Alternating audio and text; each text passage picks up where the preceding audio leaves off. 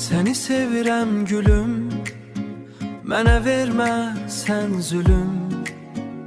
Aşık olmuşam sənə, sənsən mənim sol yanım.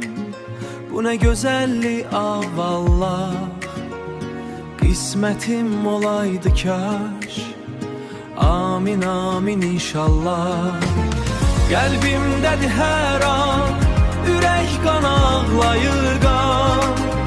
O gül üzünü görəndə qəlbim olur çıraq var.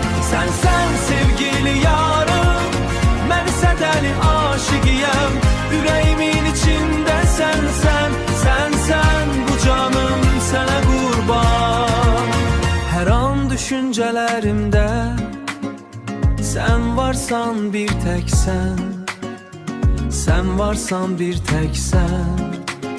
Səninlə dolu bu dünya, birlikdə dolu bu dünya. Birlikdə biz əbədi. Gözlərin bir dəniz kimi,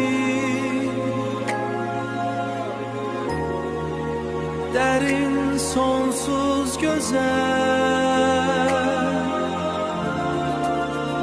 Səni sevmək bir sənət.